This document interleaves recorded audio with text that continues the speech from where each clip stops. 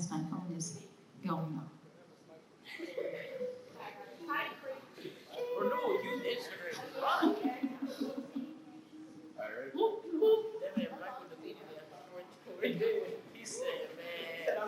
Hello, Instagram Live. Welcome youth to our Youth Wednesday night. Renewal Youth. Give it up, give it up.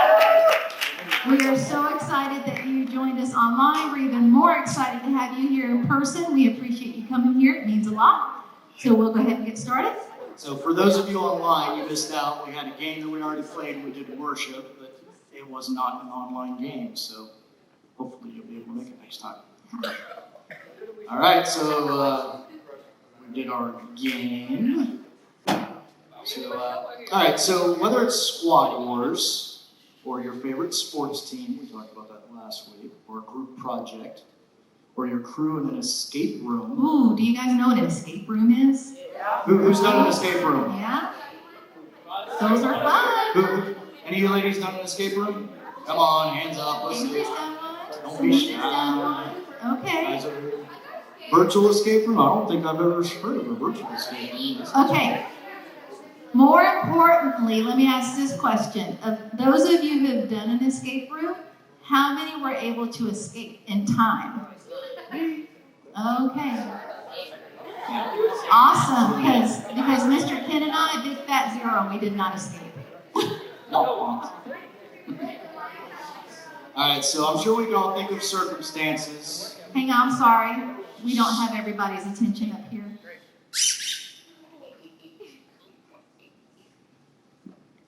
Do I need to hit you with it?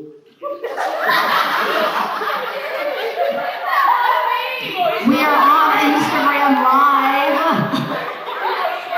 Y'all are still talking. Your finger pointing and still talking. All right, let's settle down so we can get our evening going. All right, so we can all think of circumstances where a game was won or lost based on how well a team worked together. So the exercise we did just a little bit ago was not really team-based, it was individual. It was for the team. But you were relying on the person that you picked. You were relying on the person that you picked.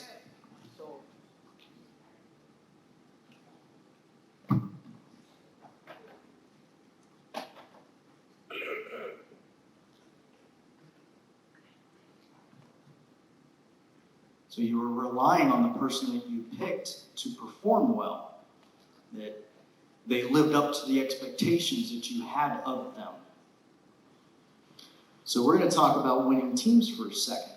So what's one quality every winning team demonstrates? This is an open question. So one quality. So it could be something as simple as teamwork. Right? That's a quality that a team has to have. They have to be able to work together. So teamwork could be one. All right, any other thoughts? Being on the same page. Being on the same page. So that would be what? Communication? Communication. I heard one over here, that was a good one. Compatibility. Miss Paula is so happy she's using a chalkboard. That's no lie. I am. I did a little squeal and I found out I could use a chalkboard. I got her the poster board, she's like, is that a chalkboard? All right, anything else? What about a quality that every winning team demonstrates? How about we have compatibility? What was that? Companionship. Oh, okay.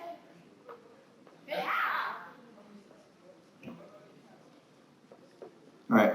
Any of you on any kind of team, whether it's sports, band? All right. So what do you expect out of you, the people that you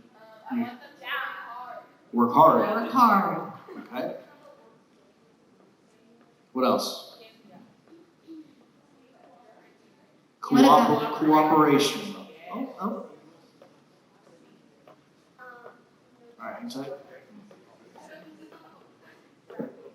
Practice. Miss Jade? Support. How about accountability? Would that be good? Accountability?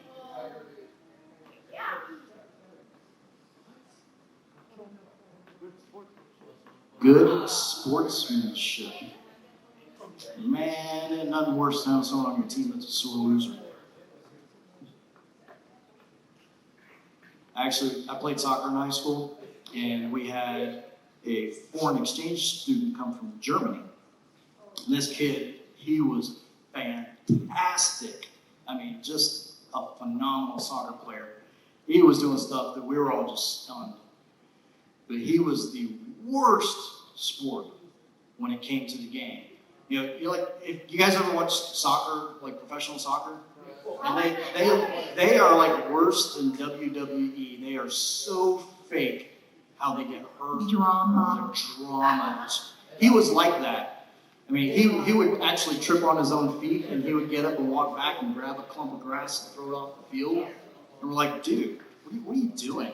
And it was funny because he just thought that's what they did over there. And he came over here, and every team we played against, even us, and we're all looking at him like, dude, stop. Just own up, you tripped. Well, how about kindness? Yeah. Kindness, yeah. Yeah. There was a high school coach for a private school.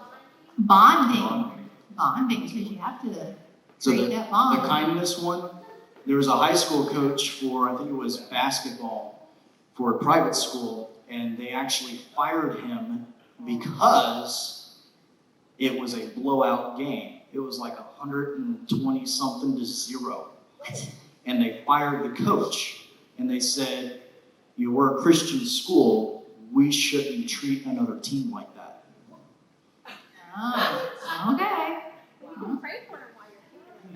There you go. You got it. All right, so that's a pretty good list of. I think that's a great list. All right. A lot of words, though. So A lot of words. You tell it, Grizzy. we're gonna leave that up there so everyone can see that, and you just keep that in mind.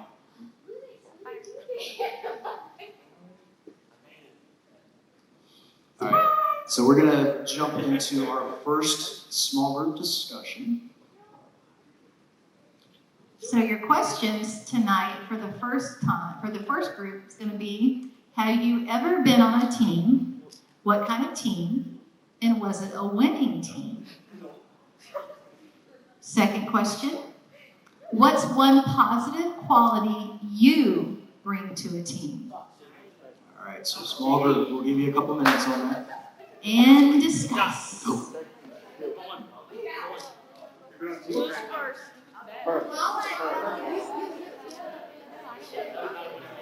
gonna go first. I'll go second. I'll go six. It's right after. I'll go.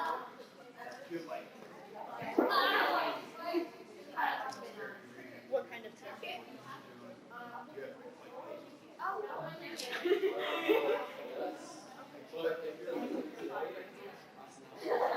Continue.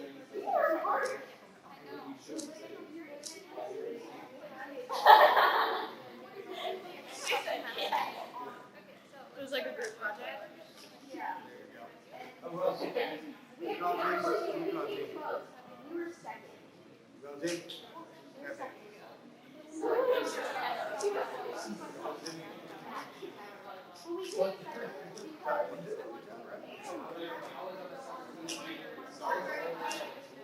What?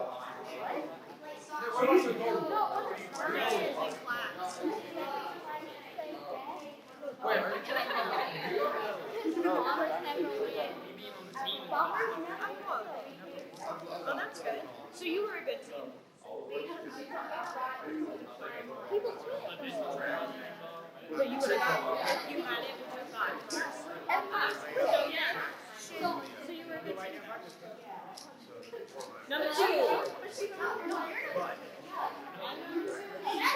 Have I ever been on a team?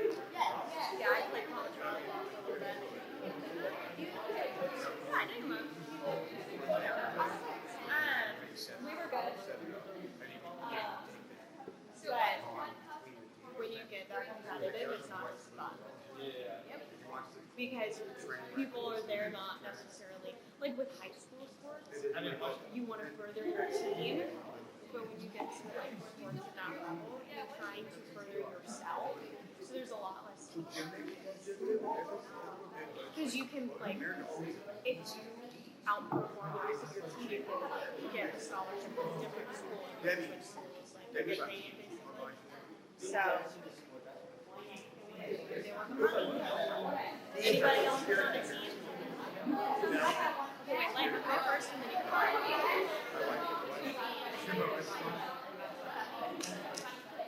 Why did everybody quit?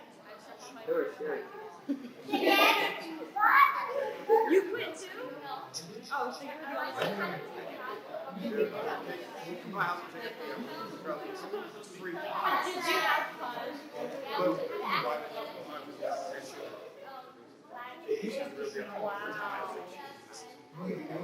Sad. Okay, wait, let Grace go and then let Grace go.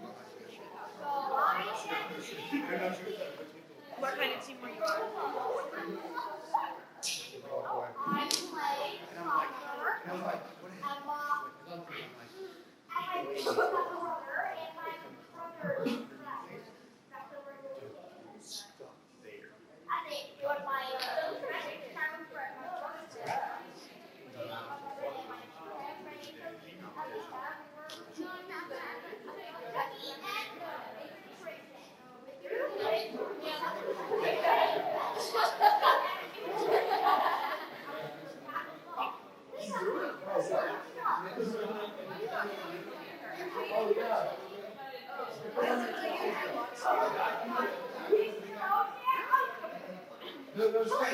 So you guys were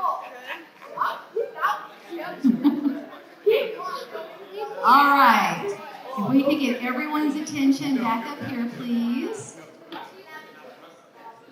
Everyone's attention back up here, please. Thank you. I appreciate that.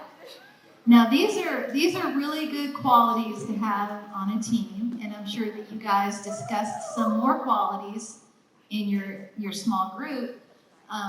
But when I look at these, I think that these are probably really good qualities to have in your everyday life, not just on a team.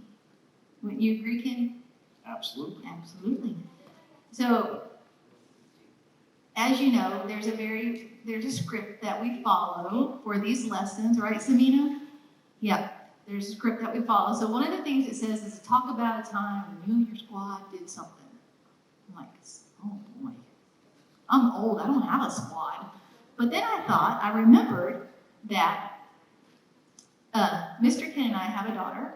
Well, your biological daughter, my stepdaughter. We have a daughter. And she got a job at a local restaurant in Apopka.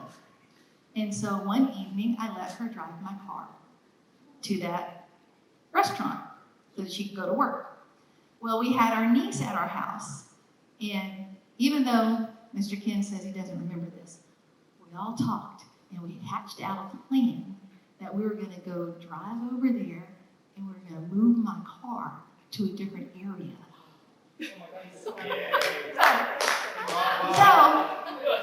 And we did, and it worked out perfectly. We were sneaking around. I felt like we should have wore our hoodies or something. I don't know. But we were sneaking around, moved the car, went back home, and I'll tell you how it ended in just a little while.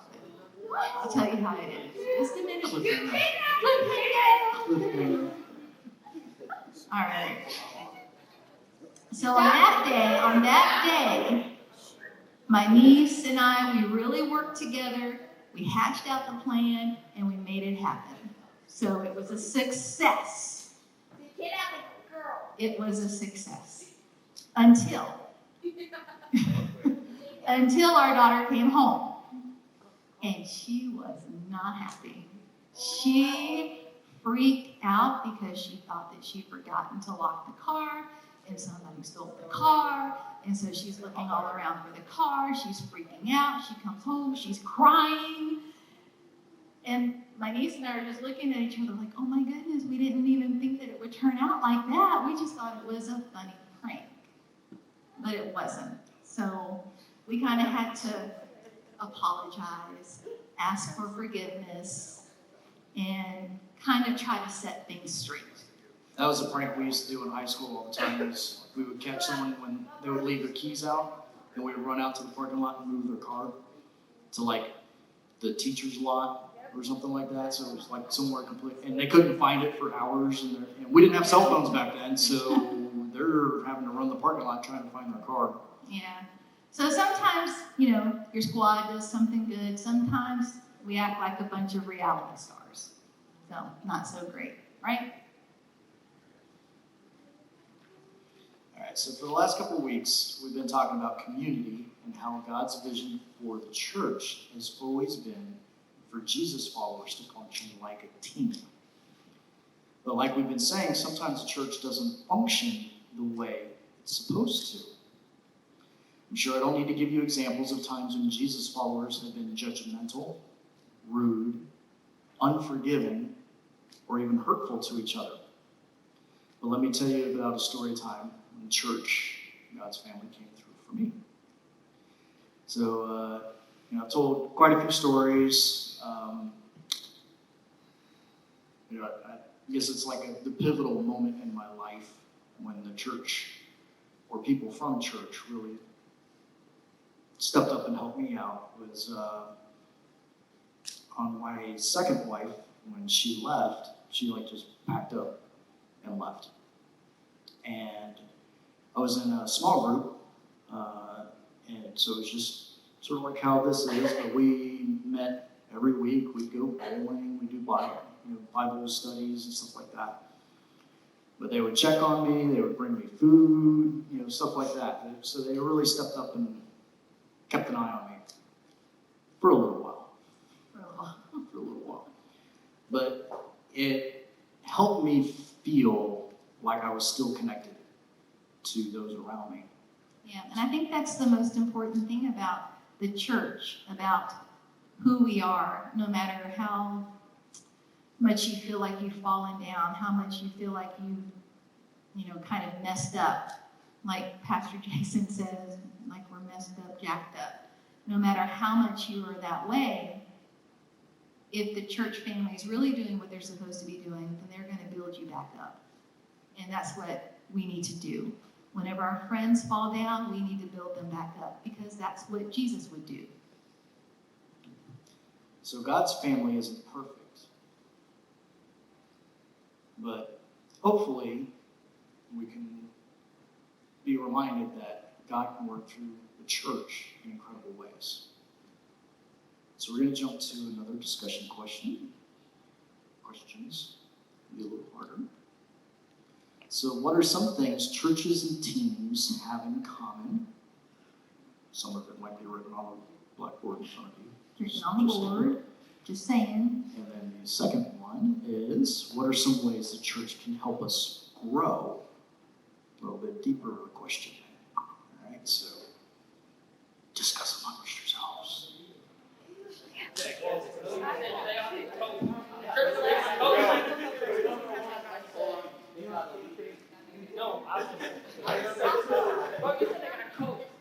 Calm down.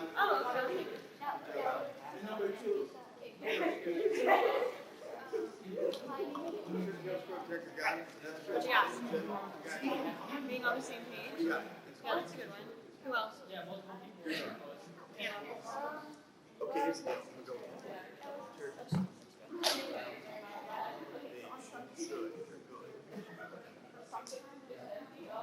but I'm gonna bring it. What I'm talking about. Give me number 2, bro. Go. Help us grow, not like Yeah. emotion. Is that the minute? She did. You were right though. What'd you say? Oh yeah. What else?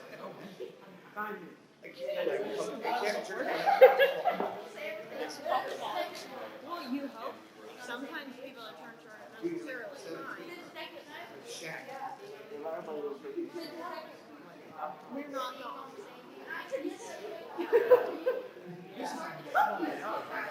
What about something that's not relaxing? What are some of the ways the church can help? Love it. Not grow physically.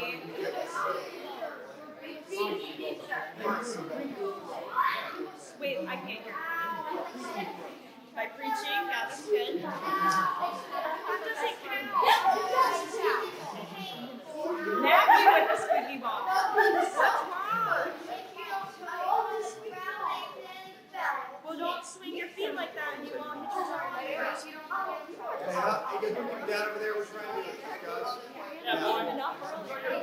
Yeah, control your breath. Okay. Mutual ground. How about helping somebody answer the second question? Pizza.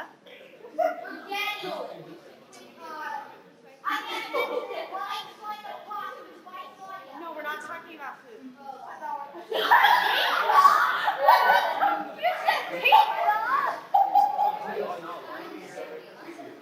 Wow.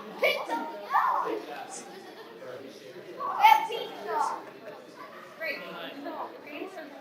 We're answering the second question. The church can help you grow.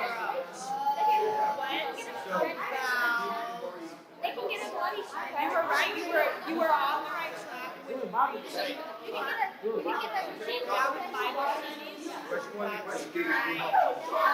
Did everybody hear his answer? No.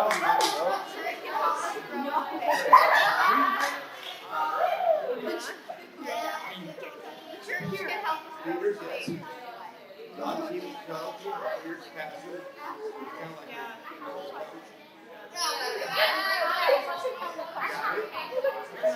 We all have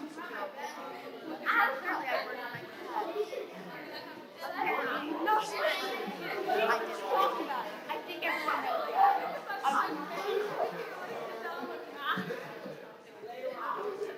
So, what is the way the church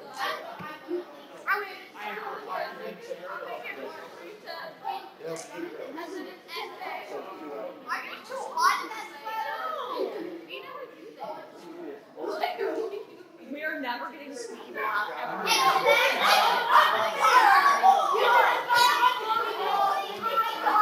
If I gave you guys squeaky balls, I would lose my mind.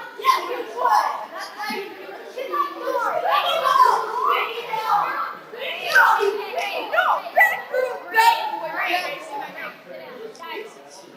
Okay. Yeah, Michael's the only one who's gonna have ladies to talk.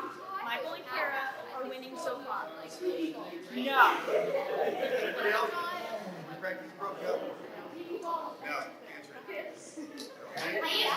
All right, guys.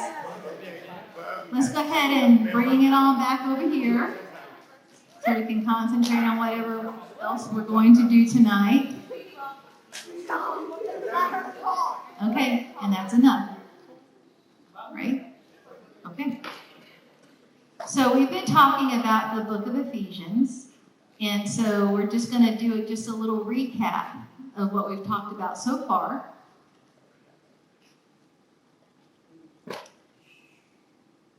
The first thing that we need to remember is that when we're talking about the church, remember, we're not talking about this building. We're not talking about a Sunday morning service. We're actually talking about the people all over the world who love and follow Jesus. So that's who it is when we talk about the church. The book we're reading was originally, remember, it was originally a letter written to a whole community of people. And it was meant to be read together and discussed. It's kind of like what we're doing tonight, okay? We're going through it and we're discussing it. So if you were here the last 2 weeks, you know that in chapter 1, Paul had already talked about how the church is God's family and everyone's invited. And you know, chapter 2 is about how we can forgive and make peace with each other, just like God has forgiven and made peace with us through Jesus. Now, we're going to skip chapter 3. But you should go back and read it for yourselves. But we're going to skip it. And we're going to look at chapter 4. This is where Paul is ready to talk about the nitty-gritty of being the church. He had already talked about why unity was important, but now he wants the Ephesians to know how to work together despite their differences. So despite all their differences, they're going to have to exhibit all of those words that we talked about that represent a team, because he wants everyone to work together. So we have Ephesians chapter 4, verse 1 through 6. I'm going to read over here because it's bigger. Therefore, I, a prisoner for serving the Lord, beg you to lead a life worthy of your calling, for you have been called by God. Always be humble and gentle. Be patient with each other, making allowance for each other's faults because of your love. Make every effort to keep yourselves united in the Spirit, binding yourselves together with peace. For there is one body and one Spirit, just as you have been called to one glorious hope for the future. There is one Lord, one faith, one baptism, one God and Father of all, who is over all, in all, and living through all. And we're also going to focus on chapter 4, 11 through 16. Now these are the gifts Christ gave to the church: the apostles, the prophets, the evangelists, and the pastors and teachers.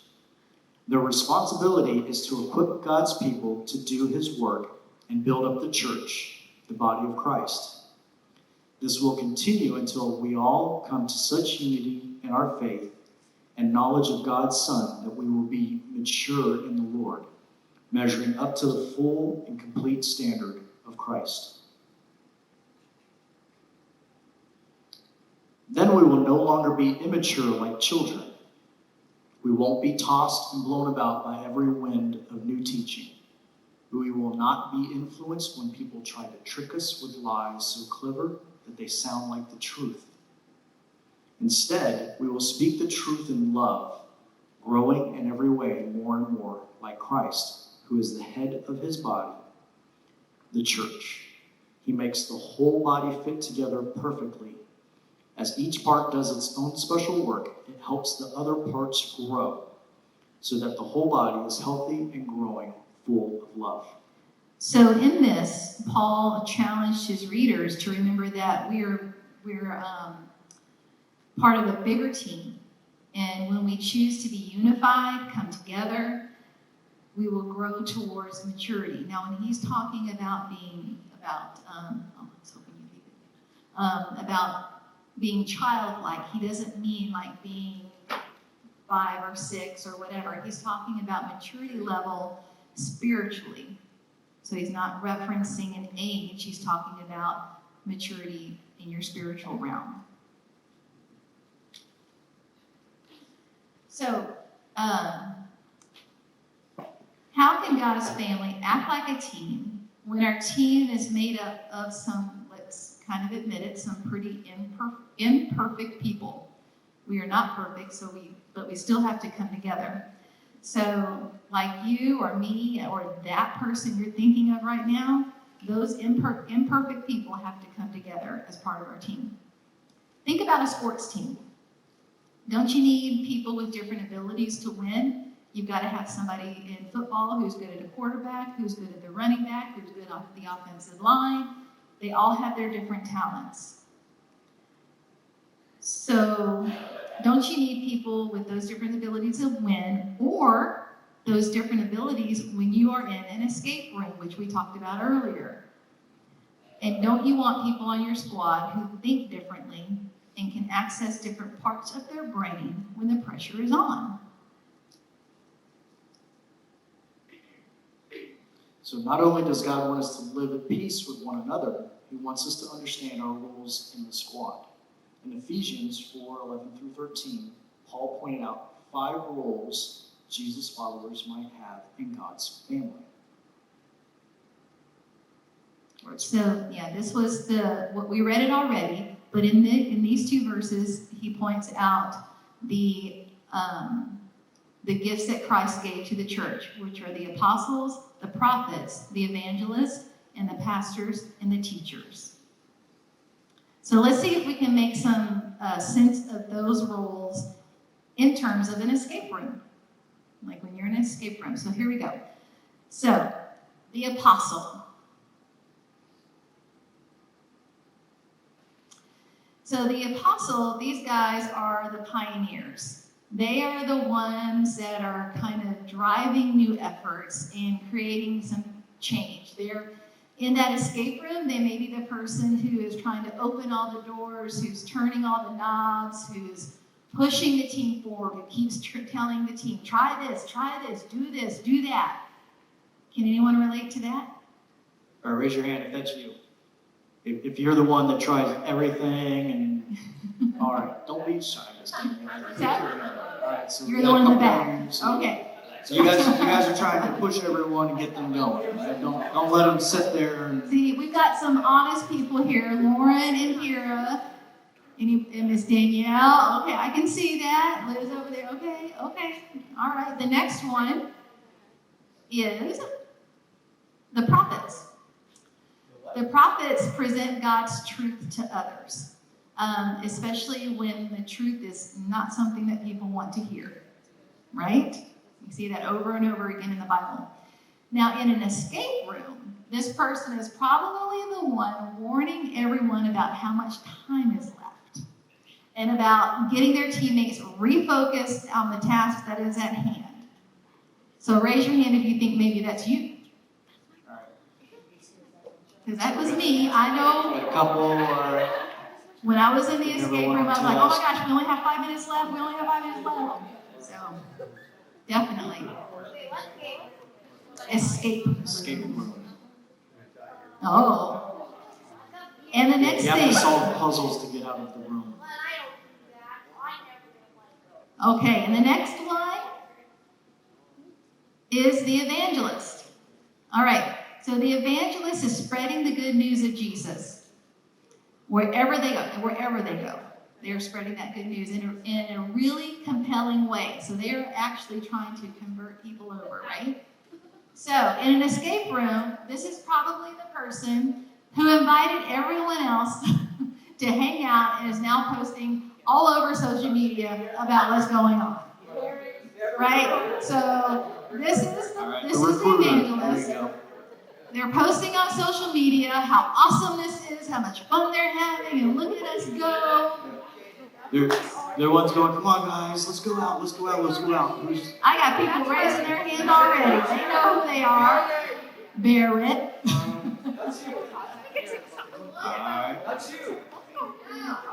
All right. So the next one, pastors. Who here's a pastor? So the next one, the pastors. So they provide care, guidance, and they provide care, guidance, and comfort to others. It's way bigger than just preaching. An escape room, this is the person encouraging the team, checking in with whoever's frustrated, and challenging their teammates to keep going. Who's that? Who's the cheerleader? You really like that? Yeah, it's almost like a cheerleader. You can do it. Because I know I can't. There you go. He's there. All right, cool. All right, and the last one that was referenced in our in Ephesians are the teachers. Now, the teachers are what you think they are. The teachers help others apply what God has said. They're great at explaining difficult ideas, just like your teachers of today. In an escape room, this might be the person who's reading the clues, who's explaining the next steps, who's making sure that everyone understands what to do next. So raise your hand if that sounds like you. Yep. Yeah? So sometimes maybe you feel more than one role. And that's okay. In fact, that's even better. So in God's family, none of us are going to be naturally gifted at all of those things. Wait, say that again, please. I want everyone to hear this. Everyone's attention? All right, so in God's family, none of us are going to be naturally gifted at all of those things. And it's okay. That's why we're on the team. That's why we get a squad. That's why you need a squad, because you can't do it all alone. You have to have people to help you. So growing in our faith is a little bit like solving an escape room. Working with a team can be chaotic, noisy, and challenging at times. Noisy, like here? Yeah, okay. But if we tried to do it alone, we'd never finish. Alone, we might be able to get to know God a little bit better or look a little bit more like Jesus.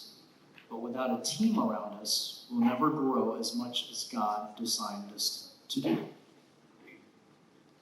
All right, so that leads us into our next set of small group discussion questions. So as you know, I'm sorry, we just have one. So we just have one. Here we go. Who is someone in your life that helps you grow? And what are they like? So who is that one person in your life that helps you grow? That's one question, 2 parts. And then we want you to describe that person. And discuss. Helps you grow. Starting from the left, we're going to work across. That way, one person at a time speaks.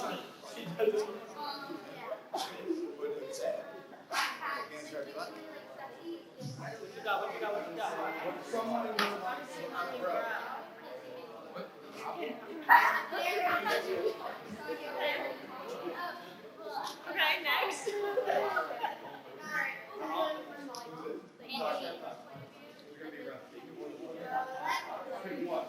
Okay, but your mom helps you grow.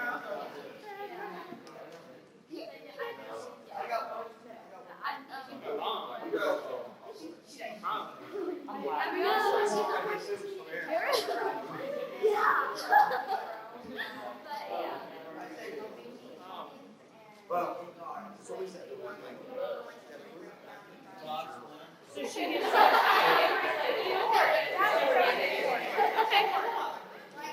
what brain was like?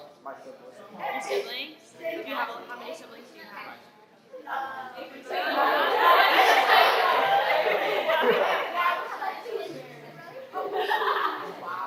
That's fun though. Yeah. Well, that means you're comfortable here. You're gonna go last. We're saving the best for last. Okay, Anna. Why? And they want the best for you, right? Yeah. My mom.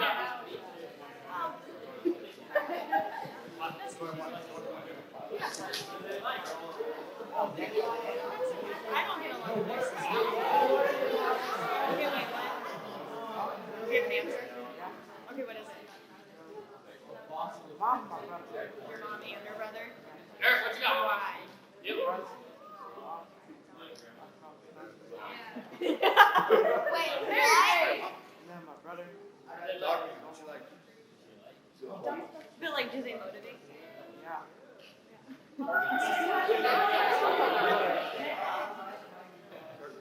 You give more. I can ask you one question, and you give me more than that.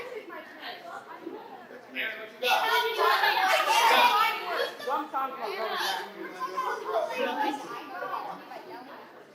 Okay, next.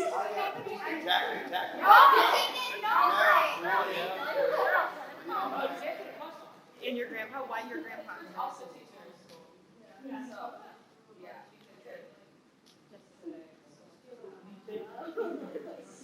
If you don't have an answer.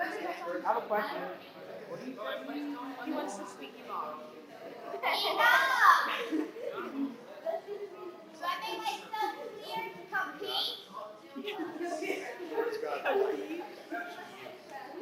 Okay, do you have an answer or do you want me to move on? Okay, Grace, you're up. Someone that helps grow, and what are they like?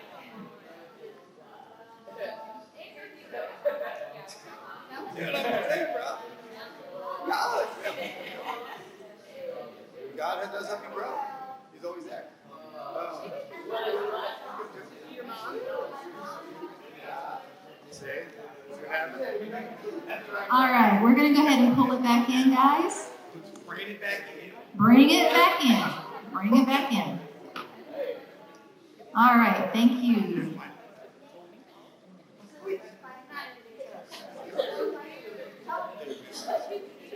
All right. So here we go. See, but Paul wasn't done talking about what it means for Jesus followers to grow into maturity. So like the believers of Paul's times, maybe you're kind of wondering, what does it mean to grow in your faith? Maybe you might think, does it mean accumulating more Bible knowledge, like being able to quote verses? Is that what that means? Or does it mean going to church more often? Just, being able to say that you attend both services on Sunday? Or does it mean feeling more passionate about God? So not exactly. Paul said real maturity of our spiritual growth is in the way we live our lives. In Ephesians 4:21 through 24, this is what he said. So since you have heard about Jesus and have learned the truth that comes from him, throw off your old sinful nature and your former way of life, which is corrupted by lust and deception. Instead, let the Spirit renew your thoughts and attitudes. Put on your new nature, created to be like God, truly righteous and holy. So the next thing we're going to share with you is actually something I wish someone would have shared with me years ago. We're talking about what does it actually mean to grow spiritually. So when we let Jesus transform us from the inside out, we must continue making choices to become more like him. That's how we grow spiritually. And this is what that means. It means to speak the truth. It means to control our anger, be generous with our things and our words, grow in compassion, kindness, and forgiveness. These are ways that we can grow spiritually because this is reflecting how Jesus was. So when we talk about growing into maturity, we're talking about two things. We're talking about growing in closeness with Jesus, and we're talking about growing more into his image through our actions. So like we said before, we cannot grow closer to God alone. And we can't grow more into the image of Jesus alone.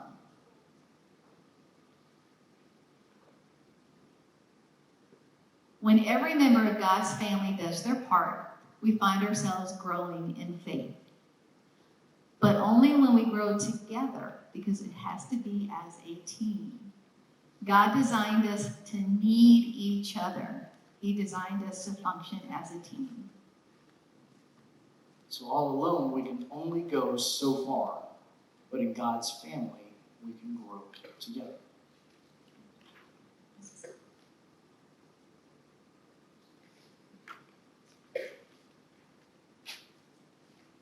So as God's family, we have an opportunity to grow together when there are certain times when things happen that kind of pull us closer together. So when we disagree, misunderstand each other, or get angry with each other, that's an opportunity for us to grow together, because that's that opportunity to offer that forgiveness, to offer that kindness, and that's reflecting Jesus, and that's going to help us grow together. Or how about when one of us is making poor choices? That's another time when we're building up our friends, when we're seeing our friends making those poor choices, we step in, we try to help, we build them up. And if you see a friend that's making bad choices, do you just bail on them? Turn Do you back walk on them? away? Depends on the choices. That's a good answer. But, I mean, are you going to try and steer them? Or are you just going to abandon them? If you've already tried, but if it's, let's say they're making a new bad choice, and you don't like what their choice is, right? It may not be right for you, it might not be right for them, but you don't like the choice that they're making. Are you just going to immediately say, whatever? I mean, I'm gonna leave, but I said I would like try to help. You try to help, Try. right? So that's what we're talking about. We're not talking about if they're repetitively making the same bad choice, getting you into trouble or something. Yeah, or if it's an extreme case of a really, really bad choice that's going to result in something that's illegal, immoral, something, then there are points when you have to walk away. If it's a choice that pulls you in the wrong direction. Correct. If it's a choice that pulls you in the wrong direction. That's a great way to make that, to draw that line. That's exactly it. Say it one more time.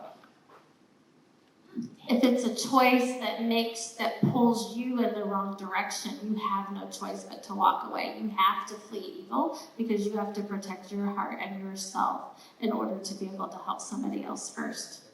Give it up for my wife, guys. Right there. That's the perfect line to know. So if someone's making a bad choice, try and help them. But if that choice is pulling you along with it, now's when you need to draw the line. Yeah. All right. So I know that's actually something that you guys are probably going to deal with like on a daily basis. A lot. A lot. Like every day. Someone's making bad choices. Whether it's at school, they're doing something they shouldn't be doing, cheating on a test. Oh, I do that all the time. Right? I do that all the time. Okay, we don't want to hear about that. So those are Not just, something to be proud of. that's just one way that you can help your friends. Pointing it out, helping them understand what the right move really is, what the right choice should be. Another example is when one of us is pulling away from God or God's family. So here's one. So you know someone that believes in God, and all of a sudden you notice a change, and then they start acting weird about church or whatever, and it's more of a, you notice that all of a sudden they're like, I don't know. Right? We've talked about that before. Having questions that's totally normal, and it's totally okay. But what we need to be aware of with our friends, and those in our squad, is if they're starting to pull away, you need to step in and try and help. Right? Because otherwise they're going to pull really far away, and they'll just turn their back on God. And that's going to just lead to a whole other set of problems that they'll have to live through. And it may not be for quite some time. Like, I left the church for, I don't know, pushing 10 years. I didn't go to church. I just stopped. I was like, you know what? I don't believe it anymore. I still believed in God, but not the way I grew up. What my parents raised me. And I'm going to interject here that you did that, but if you think about one of us is pulling away from God or God's family and how we can help that, and you're thinking, oh, I got to intervene, I got to talk to him. Ken's mom, I know for a fact, prayed every day that her son would make his way back to God. And that's how she helped. That's what she did, and it brought him to where he is today. It might not have been directly with me, but she did it for me. She interceded. Yes, she did that. Yes. So the last way is we can grow together when one of us is hurting. So what would be a reason someone's hurting? We're not necessarily talking physical, like they tripped and stubbed their toe or something like that. heartbreak, someone died in their family, some kind of tragedy, all right? Something, emotional abuse, right? That either someone in their family or something like that is beating them up emotionally, physically. There's that going on too. A lot of people will pull back when that's going on. I mean, they will pull away. Lack of self-esteem. So that's an opportunity for us to show Jesus to them by letting them know we're there with you. We may not be able to fix it by our actions. We may not be able to fix it, but be there for them. Just be there for them. Was it Winnie the Pooh? And Eeyore, you guys know Eeyore, right? So he's the grumpy donkey who always sits around. And he's always depressed, right? So there's the one comic of that where Pooh goes up to him and just sits down. He's not trying to fix anything. He's not trying to talk to him or anything. He's just sitting there and being with them. Sometimes that's all you need to do to let someone know they're not alone. You may not be able to fix the problem or whatever they're going through, but you can at least let them know you're there with them. And that can mean the world to them and you don't realize it. Exactly. So I made an executive decision. We're skipping a part because we're running out of time.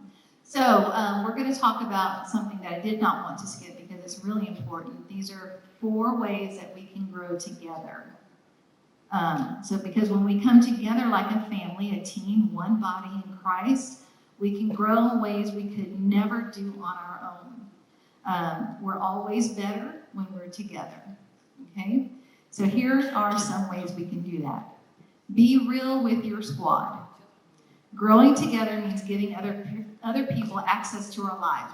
We're bringing people into our lives. It means being honest about what we're going through and who we are. So our hope is that you feel safe enough to do that here. And if you need to, please know that our leaders are here for you. If you need to talk with someone, again, just because we have a few new people, if our leaders could please stand up, all of our leaders. These are the people that you can go to if you need someone to talk to. And a lot of you have Miss Paula's phone number now. Yeah, a lot of you have my phone number now, so definitely.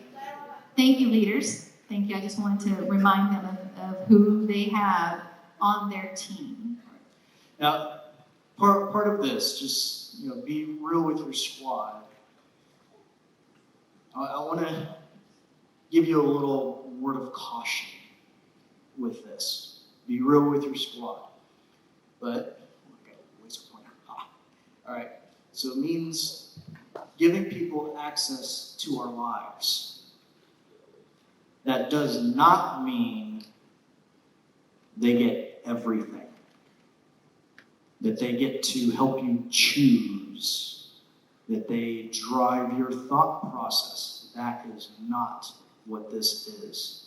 You don't want someone, one of your friends, that's telling you everything you need to do because it might not be right for you. It might be right for what they think is right, but that might not. Because, again, we're never, ever, ever, hopefully,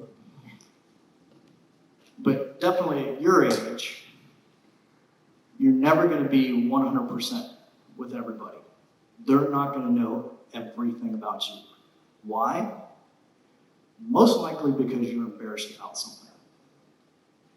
You're embarrassed about something that's happened to you or that you did, and you're not going to tell anyone about it. And that's going to be a stumbling block for you. But if someone else is trying to tell you what you should do and you're just blindly doing it, that's not going to be, they're not going to have the whole picture. They're not going to know everything that's going on. So I think it's important to remember that even leaders and everybody in your squad, we're still flawed because we're human. And so we don't know the whole story. There's two sides to every penny. So I think any advice you get or any decision you make, you need to filter through the Bible and through prayer, because that's not flawed, and not just through what somebody else is telling you. And I think that's extremely important. I think it's one thing that I've learned is that when people bring up suggestions, when people say that, maybe we should do this, is to stop, think, reflect, pray, ask God about it. Don't just automatically say, yeah, let's just do that, because you want to fit in or go along with what everybody else is doing. So we also need to, Mr. Kent, learn with your squad. So learning together means talking, sharing, discussing, and sometimes even debating with each other. It means learning from God's word together, but it also means learning from each other, because we all have something to teach each other. And again, this goes back to those things that you may not tell your squad. You have something that happened in your life, right? Someone, it could be a parent, uncle, aunt, anyone in your family that just tears you down emotionally. They speak down to you, and your squad doesn't know that. But that gives you a little bit of experience, so that if someone in your squad is starting to go through something like that, now you have a tool that you can use to help them out. So that's where being different, because not everybody has been emotionally abused. Not everyone's been physically abused, right? It's a big thing. It happens, unfortunately, but so your squad, not everybody has the same exact experiences.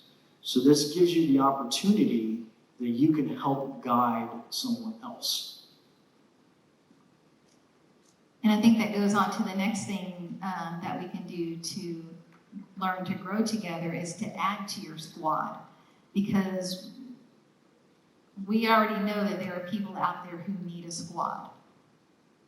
There are people sitting in this room who are hoping and maybe even praying that someone invites them into their squad. We crave that. We crave wanting to be with people, and we can do it in the right way. So adding to your squad. And just the last one. Probably skip the question. So the last one is stick with your squad. This means showing up. It looks like setting goals, praying for each other, and checking in when we notice something or someone is slipping away. Growing together doesn't happen by accident. It takes commitment. And I think there's an example we can actually use with summer camp. There are, some of the kids that went on summer camp are not showing up to youth group. I know that there have been a few people that have reached out to them, trying to pull them back in. If you can't come on Wednesday, maybe you can come on Fun Friday. So that's part of that, sticking with your squad. You created that squad when you were at summer camp, and you keep trying to pull them back. So we're a group of imperfect people. So growing together won't always be easy, but it will be worth it. God's dream is for you to grow in faith, and to grow in Christ-likeness. But don't forget what Paul has been teaching us. Alone, you won't go far, but we can grow together. So we're going to not do the last set of discussion Because questions. they're pretty deep. We might be here all night if we did those. Yeah, we're running a little late. So if we can have our worship Get our worship team up here. Worship team.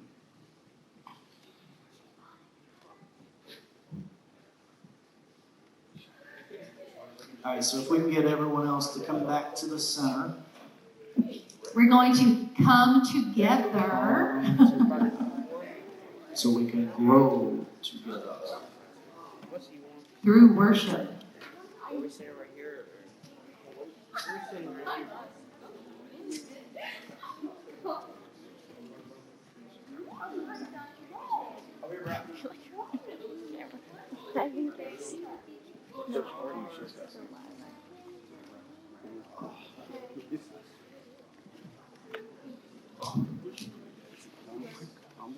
All right, so, again, our theme that we've been talking about, we're on week 3, is about being part of the squad.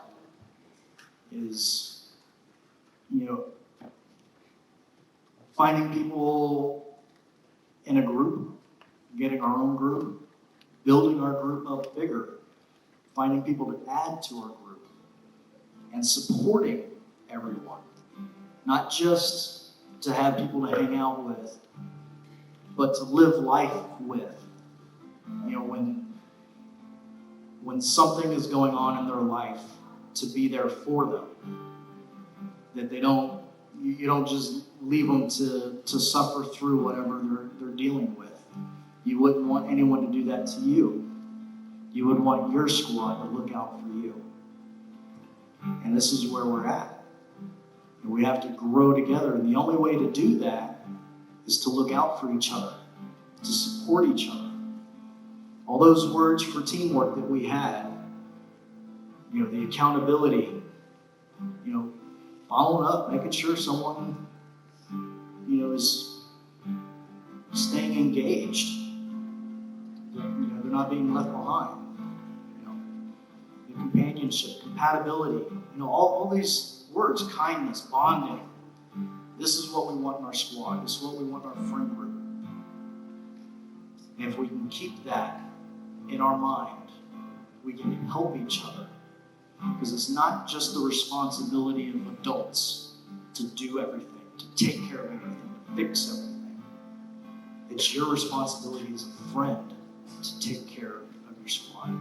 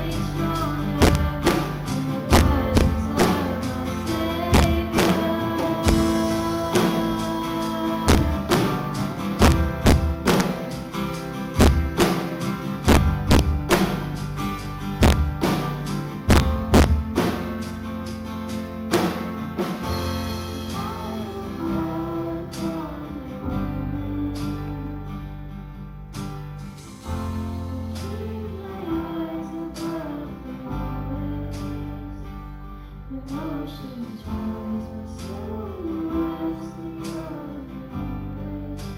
Yet I am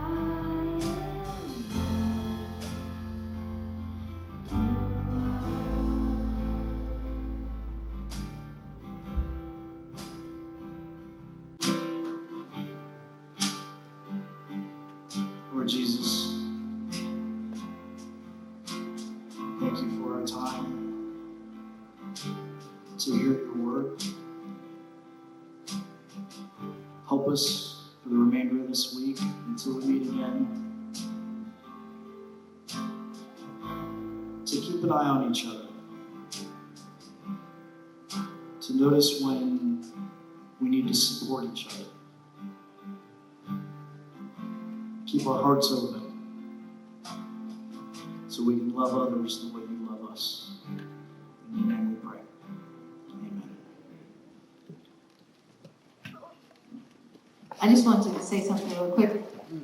Avery, I think you're doing a wonderful job getting up and singing in front of everyone. I was so impressed with your song. Oh my gosh, it was great, wasn't it? That's crazy, wasn't it? Awesome. Awesome. Thank you. And you guys both on worship night were phenomenal. Phenomenal. How many of y'all made it to worship, night of worship? That was really good. Bless you. Yeah, it was phenomenal. Phenomenal. That was like Phenomenal. Any of you guys know that? Thank Thank you, Jet. Thank you. Thank you, Lauren. You know, right? At Sesame Street. Phenomenal. Alright. So, huge announcement. This Friday is Fun Friday. And to speak about Fun Friday is Miss Deb. the funnest of them all. All right, so we don't know what the weather is going to be because this is Florida. So, if the weather's permitting, some things we're going to do have to do with water, like water balloons, different kinds of things.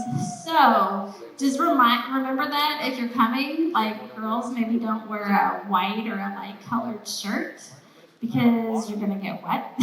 And so, and another thing is, we won't be playing whack-it, but we'll probably be playing some other stuff, so you might want to wear comfortable shoes, just to try to keep people from getting hurt.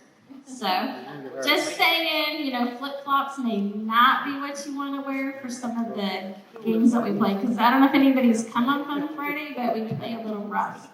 So, just saying. We're going to have hot dogs and chips and stuff, so come hungry. Yum, yum food. So everybody on Instagram Live, you heard that? Friday night. 6 o'clock. Food. bring a friend. Bring a friend, bring a friend. Oh yeah, so again, last time we gave away like a gift card or something for whoever brought the most, so like seriously, we'll have something for whoever brings the most friends that do not come or have not been in the last 6 months. So even if they used to come and they're not, and like we talked about people walking away, they haven't been here in like 6 months, bring them and you'll get something. So just saying. And we'll make sure Ms. Deb uses our point board. We can add points to the board over here. Oh, yeah, there you go. Whoop, whoop, because next week is the last round of Squad Wars. All right, girls. Miss we gotta wrap it Miss up. Paula's over here going, what are we going to get him? What are we going to get him? I'm like, go. They're obviously trying to cheat. I will try getting junior high people that need to be picked up so that the junior high can get some points on the board. All right. Junior high is middle school. Hey, bring the puppy, Daddy. Oh, you just opened a can of worms. All right, so we're going to, looks like the hazer's up and running. We talked about the night of worship and that kicked off back there. All right, we're going to let online go. Fun Friday. See you Friday, 6 o'clock. You gotta smoke and get. Just hit that. Yeah, I want you to hit that, and I'll catch you next. All right, so 6 o'clock starts food. Games start afterwards. Cool. Bring a friend. Be hungry. Cool, we're bringing the grill. I think there's still pizza left. Oh, it's still done. Pizza's left. Make sure you pick up your junk. Grab some pizza on the way out. We'll see you Friday.